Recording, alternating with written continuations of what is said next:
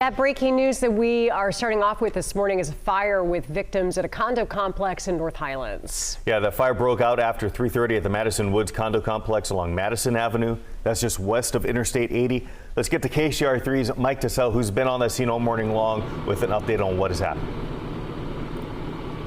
And Mike and Deirdre, we've learned a lot of new information since the last time you saw us on TV, and there's a lot to digest here. So let me first just set the scene, because this apartment complex is just on the north side of Madison Avenue, and right now both Sac Metro Fire and sheriff's investigators remain on scene because of what unfolded here this morning. So take a look at this video, and this will just set the scene of where these apartments are. We're talking in the very back is where a fire broke out, and as of 15, 20 minutes ago, they were still putting out some hot spots there in the attic of one of the wings of this apartment complex. So this all started initially as a 911 call that was a hang-up, and so the dispatcher sent deputies to investigate. When they got here, those deputies quickly learned that a boyfriend of a woman living in that apartment had a supervised visit with their one-year-old child, took that one-year-old child at knife point with a knife to that child's neck into a back bedroom, barricaded himself in that bedroom, and then set fire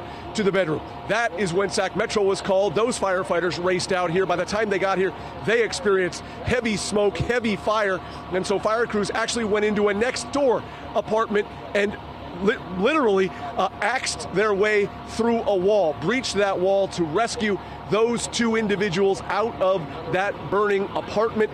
They were transported to the hospital. The best news I can give you so far this morning about this whole situation is that the Sheriff's Department just confirmed both that adult and that child should be okay. That was the term that the Sheriff's spokesperson used, is that they should be okay and should recover from their injuries after being rescued from that apartment. From the fire side of things, fire officials say, had the Sheriff's Department not taken, well, first of all, had that dispatcher not sent the Sheriff's Department to investigate, and had the Sheriff's Department not quickly called fire investigators and those firefighters made that decision to go into a next door apartment, breach that wall, and rescue those two people from heavy fire, this would be a very different story. And in the words of a spokesperson for Sac Metro Fire, this would clearly be a story of two people dead.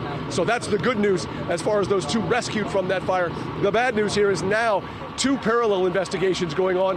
One, an arson investigation, because the Sheriff's Department believes that that boyfriend who had that supervised visit intentionally set this fire. So that's the arson side of things. Now the Sheriff's Department also looking into all the other potential crimes here, including hostage taking, setting of the fire, barricading himself in the room, all of those things involving violating ultimately a restraining order that was involved here too. So lots of different elements and tentacles to this story. But again, for all of the response here, and we're talking a 2-alarm fire, so a lot of trucks and engines and firefighters and a lot of law enforcement, more than a dozen vehicles out here from the Sacramento Sheriff's Department. For all of that activity, the good news here is we're not talking about a deadly fire, and one that the fire department said could have very easily been one had not everyone made the right decisions to get to that child and that suspect as quickly as they did. Live along Madison Avenue in Sacramento County, Mike Tassell, KCR3.